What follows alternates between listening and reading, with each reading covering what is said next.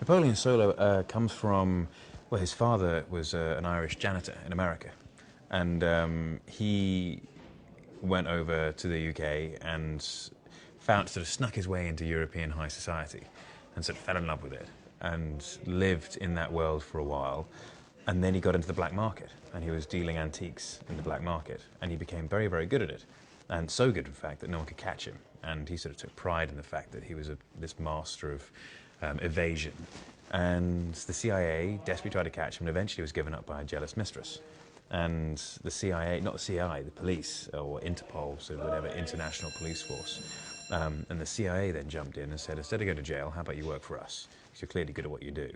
And it wasn't much of a question, it was more of an ultimatum. And so he was forced to do this, and this is how he ends up working for the CIA, very reluctantly. But for him, it's certainly better than being in jail, because it means he can still skim money off the top and wear nice suits and wear nice shoes and ties and stuff.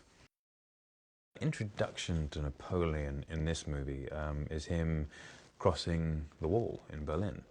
And as he crosses the wall, he's on a mission to go collect this one girl who's the niece of, the daughter of this fantastically sort of talented rocket scientist, a nuclear scientist.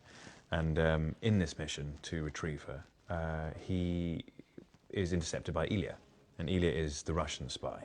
He's working for the KGB. And he is quite happy to kill me, but he wants to keep Gabby alive.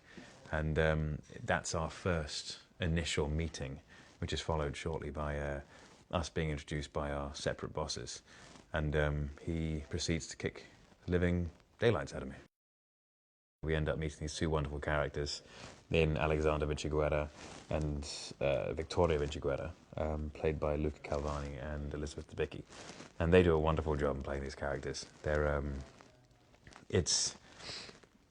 just so wonderfully smug with themselves and happy about the way they're going about stuff, and this sort of sense, this aura of invulnerability about them, and yet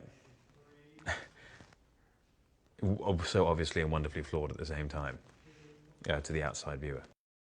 He makes fantastic movies, and he's very unique in his movie making. And the story is very cool, as you say. Sort of, it's got that Cold War genre, which is always interesting to watch. It's a Guy Ritchie movie. What other reason do you need? We did some swimming stuff, did some driving stuff. Good old Army's very handy on a motorbike, and was launching himself out a window yesterday. We're both physical people, so we enjoy to do it. But the stunt boys did a lot.